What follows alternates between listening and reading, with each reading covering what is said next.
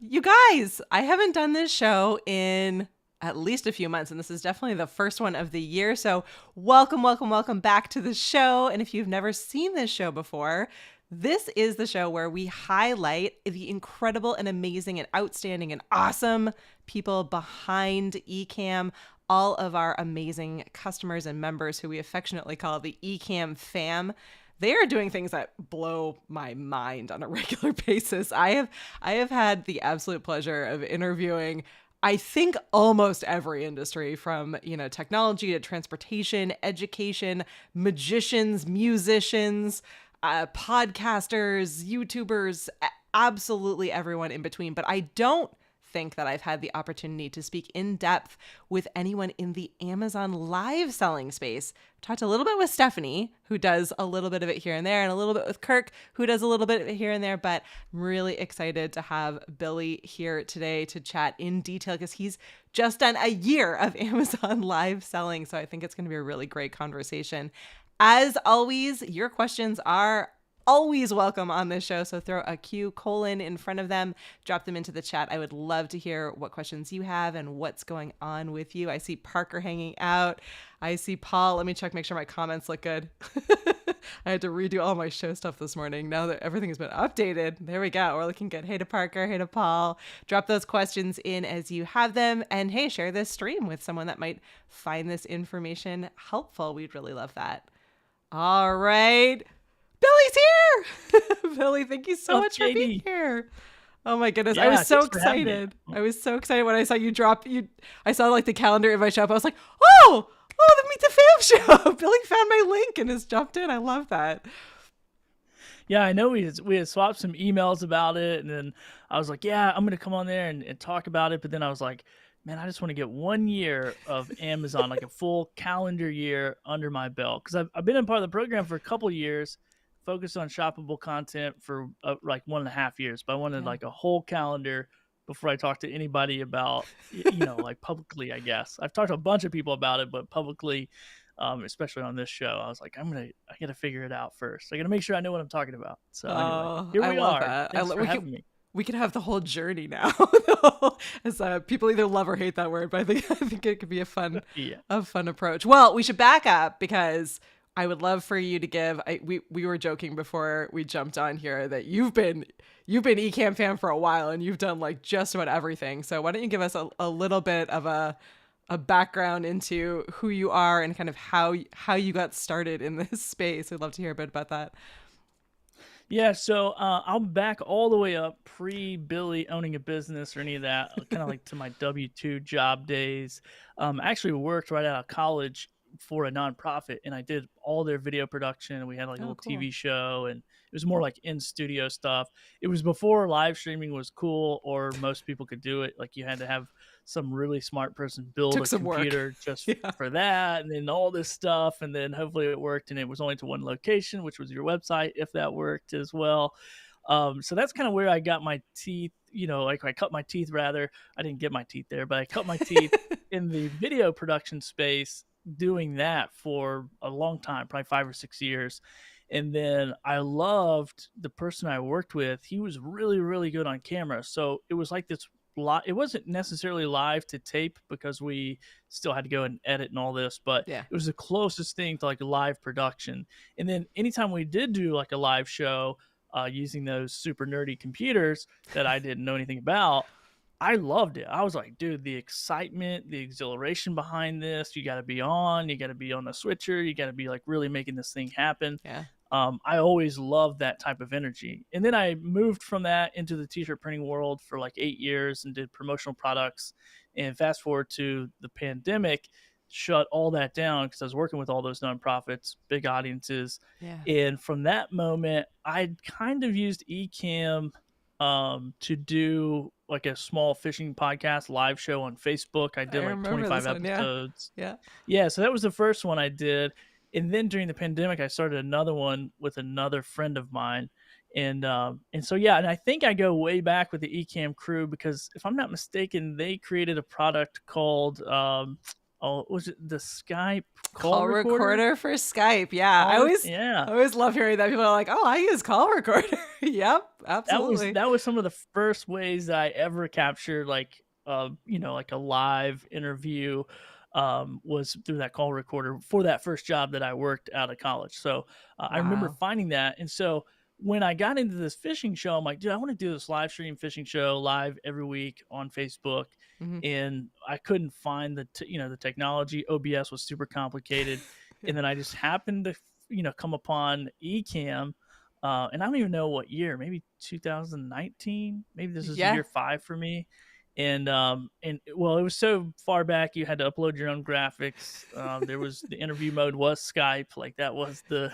I remember telling people like, "Here's Skype, log into Skype," and it was all fishermen, so they're like, "What is this? What's a Oh Microsoft?" man, yeah, take me It back. was a terrible. Trying to explain that to people was so like unnecessarily complicated. There was either it was like what is Skype, or it was like this blank stares. You could see that they were trying to be like, do I still have a Skype login? Like what? Like there was this moment of panic where it was like, oh no, no, I need my Skype login. Yeah. Yeah, and I think I ended up just like making a Skype login and sending it to people like, "Here, log into this Smart. account and then call me," Yeah. or That something. I actually don't is know. smart. I mean, some of that I wish we sort of had back because even, trying to explain some tech sometimes to certain guests, it's maybe having Yeah. people call into a specific thing would make sense. Yeah, so that's kind of how I got started in with Ecamm, and then doing all the live shows through the fishing stuff. And then my second fishing podcast wasn't a live show, but we created it all live to drive, which I don't know who said. Somebody in the Ecamm family said that, and I've adopted it as my own, I like love it. live to tape, live to Yep. drive. And so I've created almost every piece of content since then with that whole mentality and method Love of it. just like the efficiency of live to drive is Yeah. what brings me. I mean, I can't do it without that pressure. Otherwise Same. I'll Same. spend editing all day or Yeah. something. So yeah, I went from that podcast and was doing that and met my friends Monty Weaver and Chris Giles, who Yeah. are also part of Ecamm, and met them over on Clubhouse. And they're like, dude, you love doing sponsorship deals with podcasters or podcast, sponsorship deals or whatever. Cause that's what I was, doing with my podcast, was selling sponsorship packages. And they're like, you're going to love going live on Amazon. You're going to love creating videos on Amazon. And they introduced me to, I think it was a little over 2 years ago, introduced me to the Amazon influencer program. Yeah. And yeah, the rest has just been a lot of testing, a lot of blood, sweat, and tears. And it's been pretty fun. So I think I found the technology and the thing to use the technology on that just fits my personality like a glove, and I can show up every day and do it. So yeah, it's a lot of fun. Yeah, kind of full circle. I mean, I suppose if you don't count fishing, kind of sitting in the middle of it, but I mean, promotional products and thinking through that approach, I imagine some of that is pretty similar to an approach you would need to be able to sell products through video. So you certainly had that a little bit of that background in there. Well, Yeah, congrats to and I your always one. liked the weird, I always liked like the weird, like get a product and test it out and give feedback. And Yeah. I've always kind of liked that part of anything. I mean, all this gear, all this tech, like I don't need this, but I love it and it's a lot of fun. So anytime I can touch a product and test it and mess with it and give some thoughts about it, I'm like, okay, I'm in. Whatever. Call me Billy Mays, okay? I'm not Billy Thorpe. I'm Billy Mays. We need a new Billy Mays, so you can definitely step up. I think that's awesome.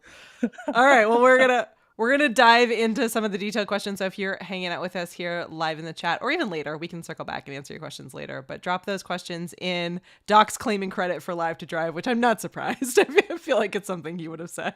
We'll give it to you, Doc. We'll give it to you. If you don't know what that means, just so if you're watching and you're newer to Ecamm and you stumbled across this interview, welcome. Live to tape or Live to Drive is the concept of recording all of your video content live in front of at least the potential of a what we now are calling a studio audience, the potential of someone stumbling across and being able to see it live as you're recording it, ask questions and interact with you. And I totally agree with you. I think it like at least there's, maybe it's for a certain personality type, but at least for me, it cut through all of my overthinking and and my panic and the kind of permission to hit pause and hit stop and to be like, I hated that, or the swearing in the background or whatever it was that stopped me from doing, the video. And it, like, when I was just recording, it would be days and days of just like recording, starting these clips and being like, oh, that was stupid, and hitting stop, and then starting again, hitting stop, and starting again. You don't have the permission to do that when you're live streaming. So even if your main goal isn't the live audience, forcing yourself to start with live streaming does definitely, I think, help with just getting the content created. And then if you want to edit it, great. Edit it if you want to, Yeah. but I think it helps you get all the way through the content that you're trying to create, which is, I think, the most difficult part, really. Yeah, it kind of reminds me of like, back in the day when you play sports, it's like the game is starting, so there's no turning back now. Like you just have to play, Exactly. like whatever that is. Yeah. Like if you're doing a concert, if you're a musician, like whatever it is, like when it's go time, like you're on, and Yeah. it's like live or die. You're gonna have. There's a story coming out of it. No matter what happens, you're gonna have some kind of a story. Either you're the victor or the victim. I don't know. That's how I kind of feel about live streaming, and I still get that like. Even before we went live today, I still get like that weird, like, Yeah. oh man, I hope this goes well. Like, or I don't know, maybe it's like a disorder in my brain where I love that sense of like, I have no idea what's going to happen right now, Yeah. but I hope it turns out good. Yeah. So yeah, it's pretty fun. It's weird, but it's fun. It is. It's weird, but it's fun. I know. It's I mean, I've talked about this tons of times on tons of shows, but I definitely was the person that like totally fine in person, fine on a stage. Like I grew up doing a ton of theater, so I'm like, okay, I'm with being on a stage. But the second that a camera came up, my whole body would just like tense up, and I would like tears would start welling in my eyes. I just had like so much panic around it. And now it's like, now I laugh, now I'm like, my kids now are like, oh, mom, are you on a podcast? Oh, are you live streaming? Oh, like, we'll leave you. Mom's live streaming. Like, don't go upstairs right now. It's just become so kind of commonplace in our home that it's just kind of fun. It's nice to be able to connect with people and lose some of that. Like, you want a little bit of that kind of excitement, a little bit of butterflies to kind of energize you, but it's nice not to have as much of that fear anymore as I definitely had, and I'm sure most people do when they're first starting. Yeah, it is. It's a vulnerable place, so that's for sure. But it does get fun with time, especially after you do kind of eat it a few times, and then you're like, okay, this didn't work out. Something didn't work. My mic crashed. My light flicker. Like whatever that looks like. And then you think like I'm a big idiot, but then you go watch Doc Rock, and then he's like on mute or something. You're like, yeah, that dude, yeah. Good. Thanks, I feel Doc. better about myself, Thanks for making it more comfortable for the rest of us. Yeah, no, it's totally true. He probably does it on purpose to make us all feel more comfortable, but it's like it's when you see a legend like that, you're like, okay, it happens to everybody. Here we go. It really does. It's a lot of fun. It really does. It even happens to like news broadcasters. It's kind of crazy. A good reminder for us all. True. All right. Well, I want to congratulate you on an entire year of Amazon. That's exciting. And seriously, like, I mean, it's one of those things where it feels like both easier than it should be and yet more complicated than it should be. I feel like when I think about Amazon, I'm like, okay, like I feel like I'm unilaterally keeping Jeff Bezos in his like giant yacht because I buy everything. Like just boxes come every day to my house. So it's really silly that I haven't jumped into this yet. But at the same time, it does feel like there's a kind of a complicated process. So could you talk through kind of how you got started and what the steps are? Yeah, so how I got started was once again I was in a clubhouse room. I was talking about sponsorship deals, and Monty and Chris were like, "You gotta go check out Amazon." And at that time, this was like 2 years ago, maybe a little bit more. They were going live and talking about this stuff on their desk, talking about the production stuff, talking about whatever microphones or whatever that looked like, and people were watching them live and making purchases, and they were making a little bit of commission off of that through the program. And so they got me intrigued, and I went to apply. Now, back then, Amazon would tell you how many followers you needed on whatever account you're applying with. So like whatever social platform. Yeah. So in my case, they're like, you need 2,000. Well, I think I had like 800 followers on Instagram. I'm like, I am not an influencer. This is never going to work out. Yeah. So I worked my tail off. I mean, literally worked my tail off to get enough to get to 2,000. So I get to 2,000, I go Wow. apply again. It says, no, you need 2,500. So I'm like, all right, I'm going to Like, lie. come So on, I Amazon. lied and said, Oh. yeah, I did. I got 2,500. Cool. And they're like, instant approval. And then it went through another approval process. Luckily, I think I had a good enough engaged account of a bunch of podcasters over there at the time that they were like, okay, whatever, we're gonna let you be a liar and skip the line. So, luckily, I didn't have to go get another 500 followers. And then I kind of sat on Amazon for a while and didn't really do anything. I did a couple of live streams, didn't really see anything come of it, Yeah. and I was focused on my podcast. I'm like, okay, I'm not gonna focus on that. And then I started following a guy named Dan Courier, and he was talking about doing shoppable videos, short Yeah. form shoppable content. And so I was like, all right, I'm gonna try this. And then I think Monty and Chris were like, yeah, dude, you gotta try it. It's a new thing, whatever. Like, go do whatever. So I recorded like 20 or 30 videos on my desk of just whatever I had in my studio. And all of a sudden, this thing starts generating $350 to $600 a month in revenue. Now, Wow. I have a podcast with a listener base of 20,000. I have a YouTube channel that is monetized through their monetization platform. I'm not making money like that off of YouTube. And I'm sitting there like, Yeah. I have 30 videos up that I recorded a month ago, 2 months ago, 3 months ago, and it's doing all this. Like, this is insane. And so I was living in Portland, and so I could not get any more products to that island. I didn't want to get any more. I didn't want to try to deal with them or bring them home. And so I just sat on it for 10 months and just watched this thing make money, dip, whatever. And then I told all the guys in the clubhouse room, I said, when I get back home to North Carolina, it's game on. Like, I'm going to go after brand deals. I'm going to give it 90 days and I'm going to figure out, can this thing make money and can this be a business that's, bigger than just the Amazon portion of it. Yeah. And so what I did from there is I started to reach out to brands. Now, some of these brands were already in like Facebook groups and, hey, we want, or reps. There's like brands, there's reps, there's Yeah. agencies or whatever. And so they're all over the place going, we want people to make these product videos. And so I started reaching out to them going, hey, I'm your guy. I can make it. I can make them quick because I got Ecamm. So I just set up a couple scenes and I can turn and burn, these product videos. Yeah. And they're like, okay, whatever. So they send me some fingernail clippers and some, like raggedy products. And I take anything. I'm like, I'll take anything. Yeah. And I also did it for like cheap, like $5 or $10 a video, which Yeah. I know every content creator watching this is going to roll their eyes and be like, you're the problem with this industry. But I didn't know what I was doing. So I'm like, I don't even feel like I should be charging you right now because it's too easy to go, these are fingernail clippers. They work. Have a great day. Like whatever. But I Ooh, look did. at the Clippers. Yeah. Yeah, exactly. And so we were, so I started off one camera, just my Canon EOS RP, Mhm. which had horrible autofocus, by the way, no matter what lens I used. Yep. And so I started off with that camera, just one shot, just like this, just holding up, whatever products, talking about them, covering up my eyes and holding it up so the camera would actually focus on the product and not on my face. And I did hundreds of videos like this from like for 6 months. And then I started watching all these Ecamm people and doing autofocus with the ZV E10. So now that's what I use for that, which is pretty sick.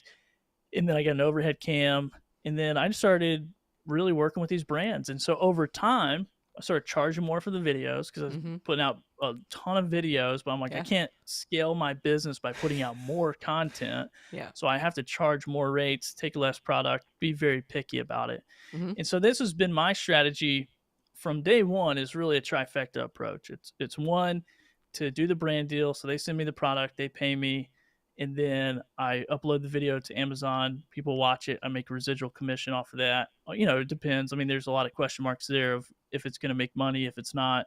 Yeah. And then the third way is I sell the product. And I actually live sell it on a platform called Whatnot. So it's kind of like eBay meets Twitch, and I use Ecamm and I live sell 100 products an hour over there when I have enough to Holy sell. cow. And so that has been kind of my approach for this entire year in 2023, and it's been amazing. So we did, I mean, and not to be like, in one, first of all, this is all relative to me. Like, this is a lot of money for me that we did over 6 figures last year, working 20 to 25 hours a week. here in my studio, just working these brand deals and doing all this stuff. To me and my family, like for the amount of time, I'm like, that's a game changer. Now, some Yeah. people are gonna be like, ugh, that's not enough for us. I'm not doing that. But but it's all because of Ecamm. And I say this all the time when people are like, how do you do that? I'm like, Ecamm. It doesn't matter what cameras, it doesn't matter what lights, it's Ecamm because Ecamm allows me to quickly switch, you know, the video. So however long it takes me to do the video is how long it takes me to do the video. If it takes Mm-hmm. me 10 minutes, it takes me 10 minutes. But I literally will start a video. Hey guys, today we're going to talk about the Rode Wireless Go 2. I've had this microphone for 2 years. Here's what I like. Here's what I don't like. Here's what I think. Here's the quality of the build. And then I'm just switching between the top shot and the front shot. And that's it. And when I'm done, I trim the ends, upload it. And I've done that 2,418 times or something silly. Wow. So in the That's last year and a awesome. half. So yeah, I mean that's pretty much the whole business structure. And I literally use Ecamm probably like 1% of what it's capable of. Like I'm excited about this big announcement that's happening tomorrow, but I'm like I'm probably not going to use it. Maybe. You might, 'Cause you might, you might. maybe. Yeah, you'll see. Well, you know what? So there's a few things that I want to pull out of what you just said. So, for everyone listening, the first thing that's really important about what you said is that these brands and brand reps live in a ton of different communities online, including the Ecamm community.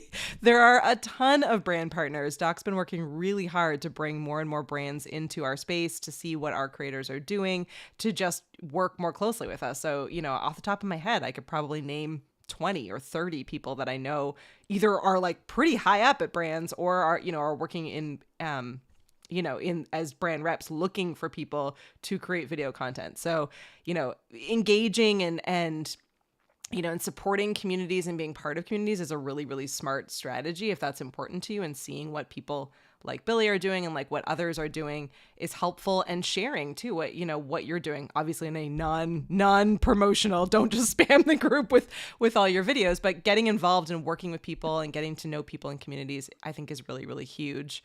And I think makes a really, really big difference.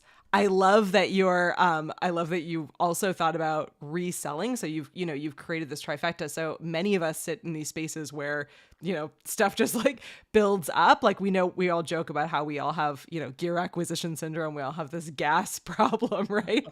But you could be reselling these products, and not just necessarily, to each other in some of the groups that exist where it's like a reselling or like a Facebook marketplace environment. You could join something, like Whatnot, and be able to sell, these products. Whether or not you started in the live selling space, you could take just that tail end.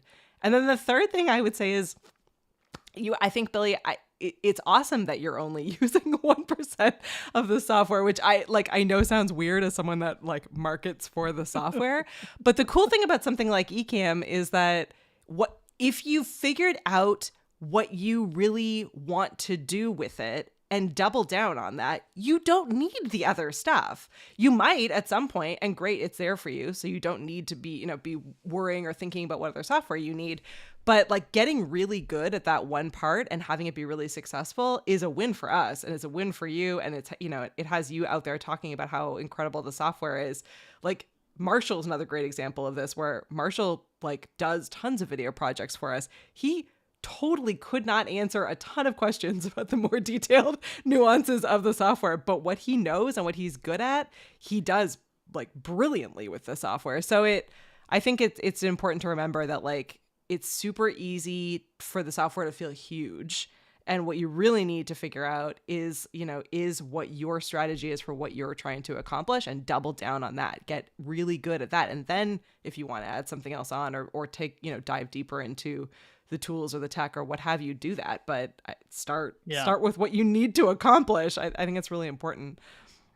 Yeah, and I've done shows where I'm using every feature. I'm using the green screen. I'm using stuff that swoops in and swoops out, and Yeah. I'm using widgets and you can do that. And I just think, like what you said, first of all, I didn't start out that way. I started off just me and a friend sitting side by side going, okay, what does this button do? Okay, what does this do? What does this do? Push But the the thing is buttons. that we just took a lot of action to figure those things out. And sometimes even if you're watching every tutorial on YouTube and taking every course and every workshop, it's like sometimes you just have to get in there and get your hands in it and just figure out, what it does. And because you're going to find a creative way to use it. And I've used it to its extreme. And then now I use it at its very basic. I literally push 2 to 3 buttons on my Stream Deck. Um, all day long. That's all I do. And I just talk and use that skill set. Mhm. And then when it comes to the live selling portion of it, and this is kind of fun for me because I don't get to go live as much because I'm creating videos that aren't Yeah. live videos. Now I could go live, strategy that you could use is go live on Amazon, get really organized, talk about the products, make sure you watch your, what you can and can't say on the shoppables, and then chop it up and then Mhm. repurpose it for shoppable content. I'm not that organized. I get on a live stream and fall apart and start talking about weird stuff, and it's just never going to work out. But then, on the live selling aspect for me, it's like an outlet. It's like a live outlet. I'm doing it on Whatnot. It's super high paced. It's like an auction site, and I use all my software and get nerdy with that. And people will. When you put out this amount of content, you want to get attention of brands. Now, I'm working in one, so there's a big. I always think of like there's like a big sector of like brand deals and sponsorships. And some people, maybe YouTubers with a big audience, they're up here and they're charging, 1,500 to 10 grand a video, or 30. I know a TikToker charging $30,000 per video. Okay. And then you got somebody down here who was me like a year and a half, 2 years ago, where it's like, I'm doing $5 and $10 videos because I don't even know what I'm doing. Mhm. It's like maybe I'm a low create, whatever. And then you can kind of get somewhere in this middle, or what industry needs your service. And I think with live streaming or even just video capturing processes like Ecamm provides, there's so many business opportunities. And if my world collapsed again like it did in 2020, and Amazon went away and all these brand deals went away, I'll just become a remote producer. I'm like, I know how to make great quality content. It's so I'll just true. sit here and push Yeah. buttons for you while you talk. Like, it's Mhm. really not that complicated. And I think there's so many ways, to do that. But the thing that I've seen over and over is showing up with quality, especially in my industry now, where I'm really focused on these brand deals. Is when people reach out to me, I go, "Why did you reach out to me?" There was 50 people in that Facebook chat. Why did you reach out to me? Well, your quality video is phenomenal. And every time I jump on a Zoom call, wow, dude, hold on, let's talk about your camera. Like, how'd you do that? Wow, how are you Yeah. showing all these scenes? Wow, it's like that one factor of itself is just like, no one found my YouTube channel, no one saw me on TikTok or Instagram. I just showed up to a Zoom call, and now they're asking me a million questions about my Ecamm setup or whatever.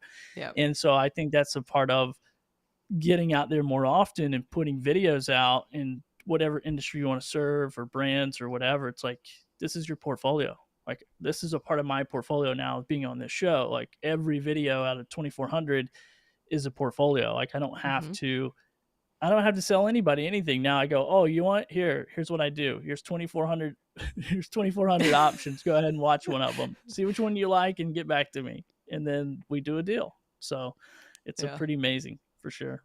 Oh, that's awesome. All right. Well, I want to talk a little bit because I was so for those of you who don't know, so you mentioned Dan Courier, who is an incredible video professional, but also was the founder of People of Video, which we've attended and been involved at in past years. And I heard his talk about shoppable video, and I was just like taking copious notes. So, what is and I've heard from a number of people like that shoppable video, Amazon shoppable videos, which are the little videos you see when you're perusing a product. So you're on Amazon and you're looking through, kind of scrolling through the images. There are sometimes videos within those carousels. Are those ones, is it true that those are more lucrative for the creator than an Amazon live stream? It certainly seems like they're easier to make. So in my situation, the answer is yes. If I Mm. go live, well, directly from Amazon, 100%. Okay. So I'll kind of get into a little bit, but it works better for me. I have more of them out there. They're working all the time. They're doing the thing, and I don't have a ton of followers on Amazon. Yeah. Now, with people who are like really big creators over on Amazon, I think they can go live, have hundreds of people on their live stream buying thousands of products, and make a lot of money Yeah. by doing the live show. In my situation, I've seen shoppables be way more immediately lucrative than me going and spending time. So if I spend 5 hours a week live streaming or 5 hours doing videos, I'm going to make way more money doing the videos. One, because I'm getting compensated from the brand, but Mm-hmm. then also just the, putting it out there. And what that does too is it puts, like, if I do a video about this wireless microphone, not only does it have potential to show up on the carousel. Now, Amazon's in control of everything after the upload. Okay, Mm-hmm. so just because you want it to be on the carousel doesn't mean it will You be. don't get to choose. And this is where I wasn't comfortable because I think of myself as entrepreneur first, creator second. Yeah. And so I'm like, I got to have a way to scale a business. I can't just sit around and talk to my camera all day. I mean, I would love to if somebody else pays my bills, but I can't do that. So, but what happens is if I create a video about this, well, then Amazon, if they post it to the carousel or not, I don't really know how it works. But then this can potentially end up in related listings as well. So Mm. someone might be looking at a $50 wireless microphone, not a $200 wireless microphone, and then they will be like, "Oh, let me go check that out." Well, Mm-hmm. that I get credit for that too. So if they watch my video but buy a cheaper mic, but I was the last video, I get compensated for that. Now, the Yeah. beauty of this related product thing is I'm showing up on competitors' websites. So there's a no-name brand who spent a lot of money developing a wireless microphone who wants to have their someone create product videos for them. And that's where they find me, is because they go, well, I saw the Rode video, I saw the Shure video, I Yeah. He saw did it whatever for Rode. video. Yes. Yeah. Exactly. Yeah, we Yeah. yeah, we want you to do it for us. And actually early on I did a deal with Shure microphones and they sent me a bunch of stuff and some headphones and all this.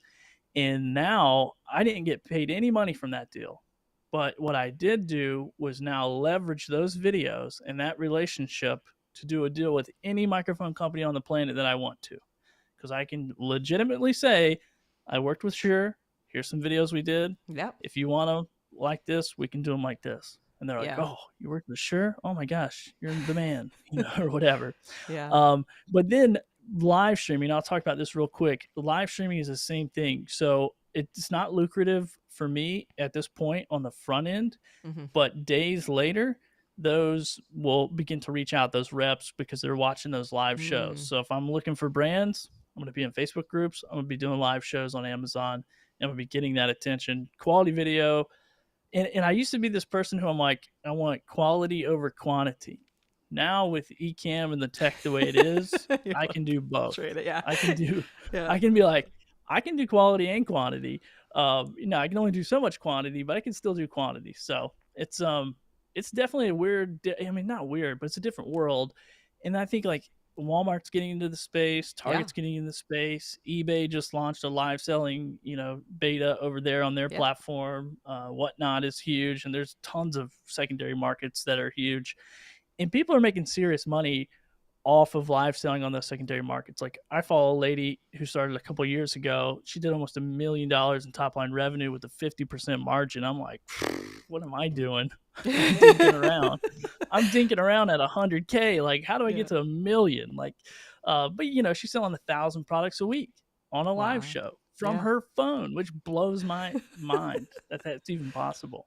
So Yeah. I mean, it's pretty wild. the cool thing to remember about these like larger platforms, so like the Amazons and Targets and Walmarts of the world, is that, in particular with shoppable videos, I guess, but is that they don't need your help or your platform, right? Like everyone knows who they are. They don't care whether or not everyone knows who you are. So the potential is actually for like us little people who don't have gigantic platforms, if we can give them the content that they want to need, like all that these companies need is the ability to sell more products, right? And the way that they want to be able to sell more products is people, because they're not going into a store, they can't touch things and see things in a way that they would if they were physically there. So they just need literally anyone, you guys, literally anyone, to give Yeah. them a visual demonstration and to be like, come across as a real person, to make it seem like credible that you are touching and holding the product, to answer their questions, to help them make the purchase, right? So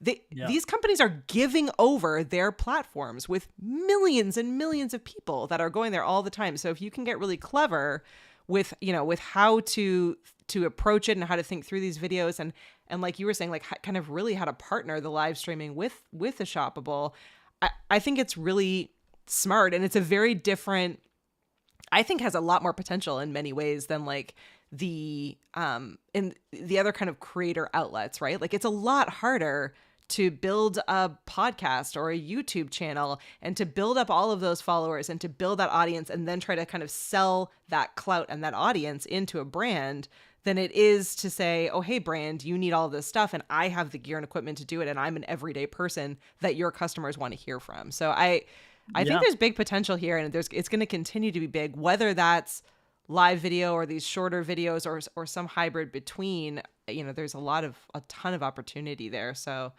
I think it's really cool. I'm looking through. I'm loving all I always love all the conversation in the chat. I'm not ignoring everyone. And let me scroll back because I did see a question early on. I don't think it was.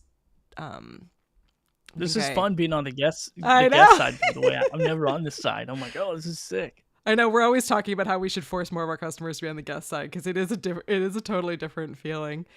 People There's just like loving. no pressure. I'm just like hanging out, like chat's coming in. It's fun. Oh yeah, here. So this isn't. Hey, maybe Billy can answer this one. I'm always terrible at anything related to microphones and audio. But Ideology wants to know. They're using a radio lapel mic instead of a pod mic. The receiver goes into the camera, and they get audio via the cam link. The only problem is with interviews, they can't hear themselves. This sounds like you need to hang out with Doc Rock. Yeah, you're probably gonna need well, I mean, I guess on Ecamm though there is like a audio. I don't know at what level you have to have, but I have an audio monitor on mine, so you could run like if you didn't want to put an interface in between you and the connection, you could just do. I don't know. I guess you could do like a splitter, a headphone splitter, and get the audio monitor. I don't know. Just get an interface, okay? I was going to say the answer is to have either a USB microphone or a USB and XLR microphone or an interface. Those are the answers. Yeah. Sorry, Ideology. Yeah. That's my answer there. Skype feels like talk to Dr. Rock. Send him an email. Yeah, Paul. My kids are always joking that I'm from the 1900s, so Skype is from the 1900s. is the endless joke? Maybe the late 1900s, but still the 1900s nonetheless. All right, I think I caught all of the different questions. Hey Tim, thanks for hanging out. He says great stories, Billy. Late to the stream. Do you have a website or some links? It looks like Paul dropped those in, and they're in the description as well. But you can definitely connect and follow Billy. And there's something that Doc Rock said in here that I do want to just mention. And he said he gets a lot of companies wanting him to promote not very good quality microphones. Yeah. And this is a question I get all the time because people are like, dude, people are paying you to make these videos. Like, how honest are you? Oh, good question. Most of the products that come to me, I look at them, I test them out, I try them out. One of the downfalls, I think, like I don't spend a lot of time. I don't spend 3 months with every microphone that comes in to give like a 3-month review. It's more of, unboxing, first thoughts, how does this work, that type of thing. Now, I've had microphones that come in that are horrific and they never make a video because it doesn't make any sense for me to make the video because I'm just going to say this is a piece of crap and don't buy it. And I don't make any money. I waste my time. I waste the brand's time. And so they'll still, even if I do that, I still get compensated for the time I spent just to figure out the product was subpar. Do you give them like feedback in that case? Is that like, so when you go back to, okay, so you have to the brand and say like, hey, I can't make a video for the, of this. Here are the reasons why. Here's some suggestions on what I think you could do to improve the product. Yeah, exactly. Awesome. And then also, or I'll say, I'm happy to do a pros and cons. You're probably not going to like the cons, but I'll happily do the pros and cons of this mic. And then sometimes I'm actually surprised. Like there's been microphones and tech that come across this desk where I'm like, wow, how in the world or why in the world did I buy this mic? Because this mic will blow it out of the water every single time. So sometimes you actually get shocked by those. But yeah, I mean, I do think there is like this line of, like especially when you're getting compensated to make these types of videos, like what do you feel the most comfortable about doing? And that's where, when it comes to me, I'm like, if I would buy this and use it, if I literally think I could use this for a long haul. And in technology space, which is mainly where I play at, is the electronics category.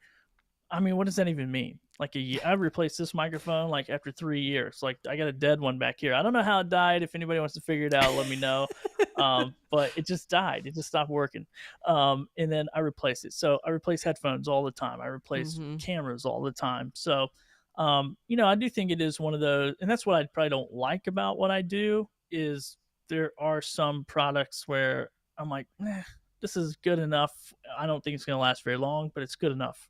And so that's probably, just something I got to deal with and figure out, can I sleep at night if I make this video and say it's good?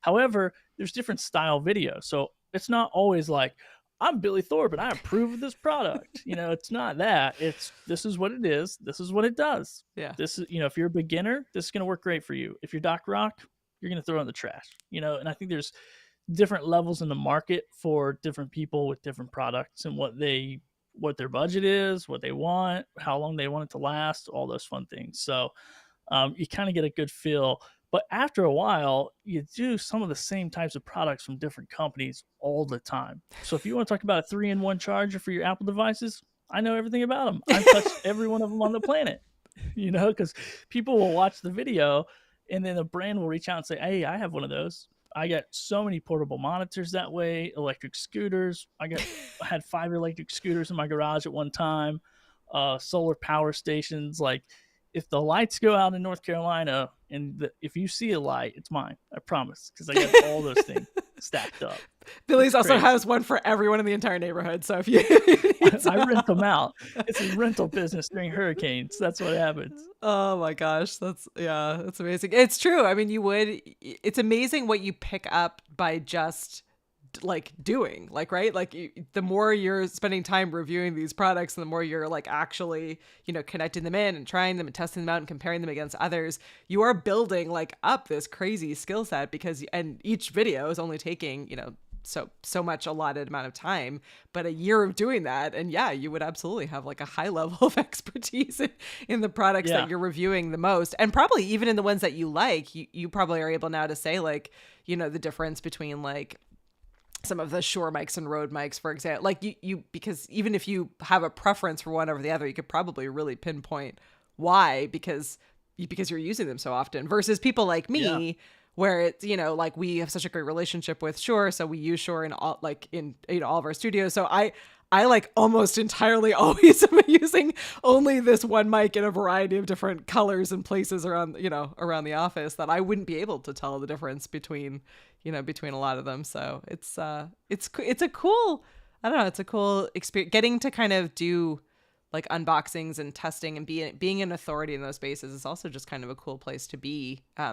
And building up that trust too with people that are watching and learning more from you, I think is cool. Yeah, and it's definitely it's definitely like a different, it's definitely different than YouTube, and I think that's where like a lot of YouTubers will try to go on Amazon, and they're totally confused. They're like, what's happening? Why is this not working? How come brands want to pay me $50 a video? I'm like, well, they want to pay you $50 a video because they want to send you 100 of them a month. So it's like, you can do the frequency model, and that's what I do. I do a frequency model. Yeah. So I did 135 deals per month last year on average, and it's just a frequency game for me. So it's like, and after a while, you do that first 6 months, I took anything and everything. However, I spent a lot of time building dressers that were like 700 pieces that were like junky. And so you do learn over time, like I'm never taking that kind of product. I can get this product done. I know what it does.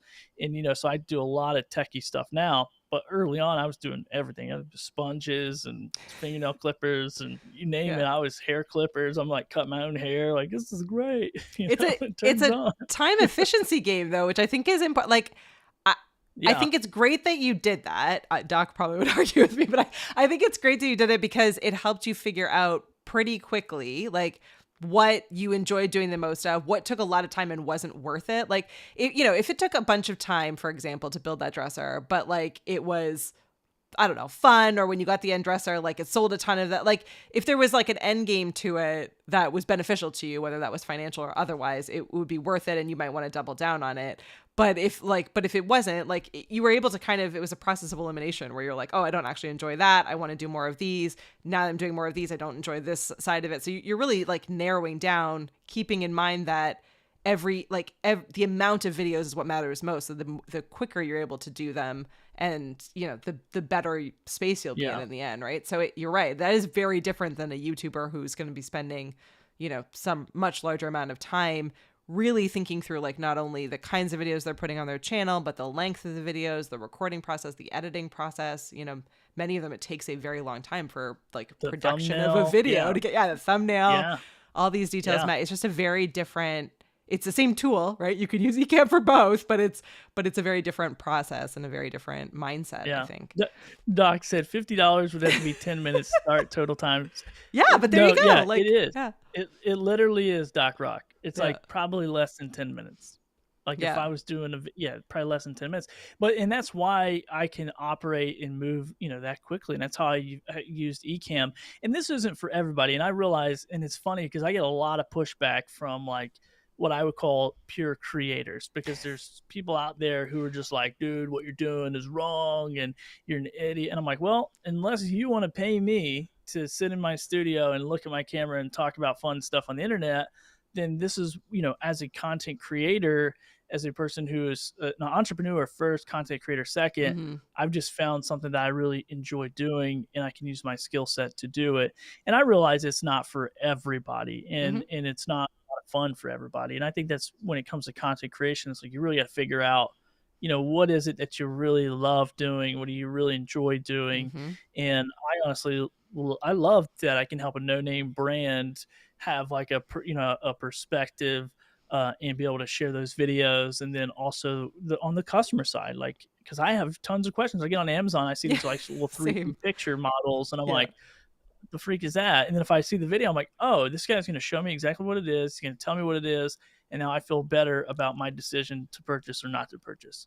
I mean, obviously, as an influencer, I get paid when they purchase, but in my business structure, I already got paid. So I really don't care if they buy it or don't buy it. It's like, cool, buy it or don't buy it.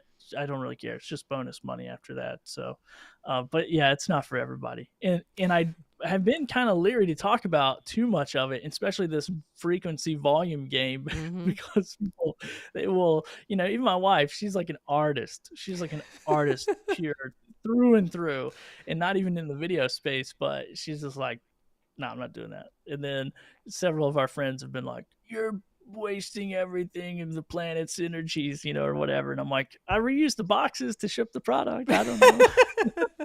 I mean, you're solving a problem though, and I think it's a really good perspective. Like the reality is that all of us are doing a lot more online shopping. We have questions and we want to be able to see more of these products. So I like it Yeah. it's a need that needs to be filled. So whether or not people have additional feelings about it is kind of irrelevant. I think it's not going anywhere anytime soon. It Doc, is. I think It is Doc what is it is, having, right? I think his heart is falling apart in the chat over there. It's like 5K for YouTube video, 50 for Amazon video. That's so funny. Yeah. And trust me, if I had a followership, and so this is the same with podcasting. Like when I did a podcast, we had a huge audience. So we signed big sponsorship deals every year. Yeah. But I had a niche audience to present that sponsor to. Let's put this in reality. My biggest audience is 3,200 people.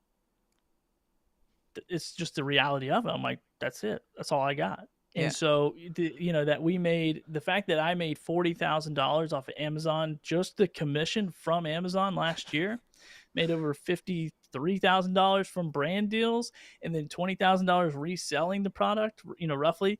I'm like, dude, sweet, let's go. Like, I'll do this all day. Yeah. I do it 5 Well, hours a day. there's Tim's answer with the bonus money. There you go. Right. So Yeah, it's Tim, it 40,000 in adds bonus up for sure. bonus money. Yeah, it adds up. And it's not like a ton. Like, I don't think I'm going to take this business and scale to $1 million unless I hired a bunch of people to come in and set up a bunch of live streaming rooms, and Yeah. be like, hey, Ecamm, I need to extend that package to 9 computers, please. Yeah. Yeah. Exactly. Right. But it is a lot of fun, and it helped me rebound from losing a business in 2020. So, that in itself is like, okay, this is pretty cool. But yeah, I mean, I definitely think, if you go build a big audience, you're going to do the work one way or the other. So it's either like, I'm going to work hard doing the model I'm doing and building it and building the structure, or I'm going to work hard creating content to try to get the attention of an audience that I can then try to sell their attention to, a brand or somebody else, which is arguably just as savage as what I do. If people like were having a little mental break about it, it's kind of like what's the best of the two evils? Where you say like we're all trying to make money and create content, and do what we Yeah. love. So I have no idea. It's kind of funny, but I have this conversation a lot with people about what's right, what's wrong, and I'm like, I don't know, dude, but my family's gonna eat tonight, so I'm happy. Yeah, no, it's don't do a video sweatshop, Billy. Yeah, seriously. No, just that's too funny. No, I mean if you're gonna have all those people in, then they all get they all get free Amazon products, lunches. You'll have to create a fun little Oh, environment. yeah. I mean, my neighbors, so it's so funny because my neighbors, I've like hooked up you cannot come, if you live in my neighborhood or you think about robbing my neighborhood, you better think twice. Everybody has a security camera. Like we're all locked and loaded. That place is like, you can't even barely step a foot in our neighborhood without somebody knowing about it. It So it's is pretty good funny. to. So I think you've swayed me. I've had this on my list for forever now, and I finally over Christmas signed up to be an Amazon influencer. So kind of taking my first Perfect. steps into it.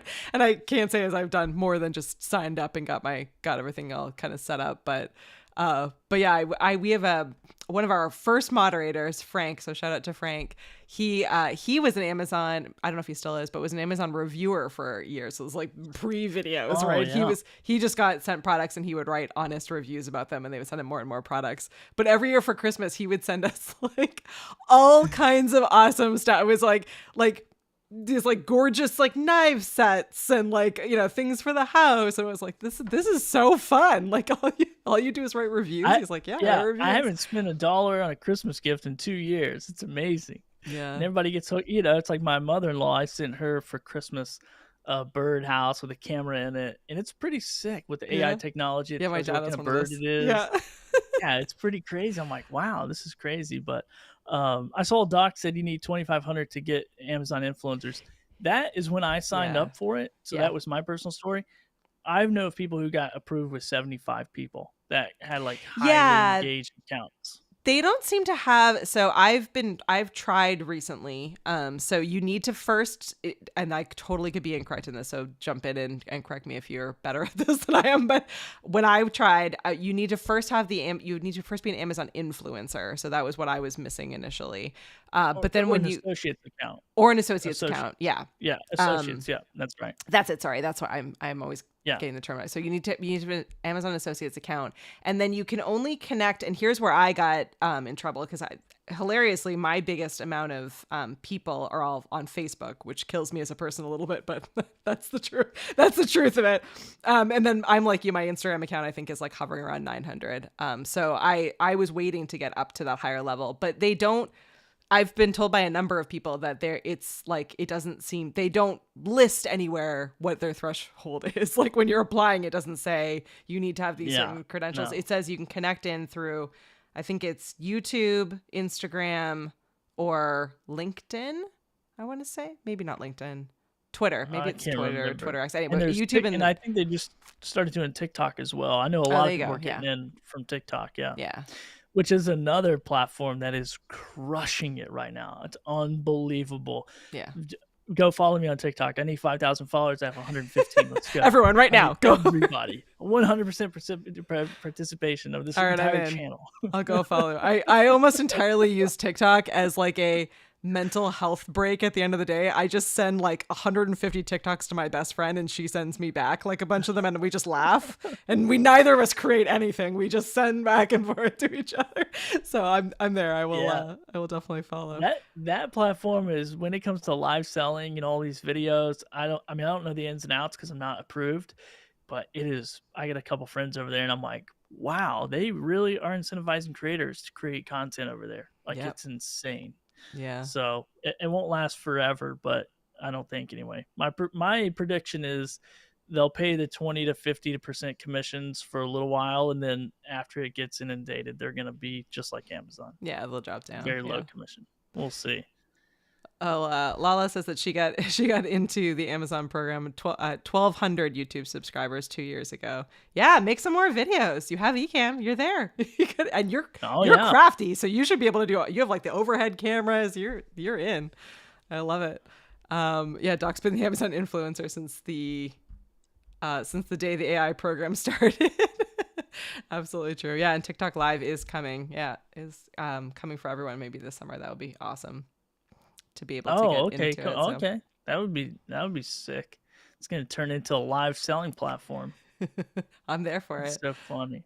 Oh my Yeah, I goodness. mean, I kind of love it. I mean, I kind of love it, but it's a different world. It's a different world, and it's something that's very interesting because, when I got out of the video space there for like almost a decade while I was doing t-shirts, I was never really happy in that t-shirt printing industry. It was just something to do, a business to own. Hmm. And my wife kept telling me, she's like, "You're going to get back into video." And I'm like, "I will never get back into video editing because I hate it." I sat in Hmm. a dark room for a decade, just like pushing buttons and cutting stuff up. I'm Hmm. like, I'll never do that again.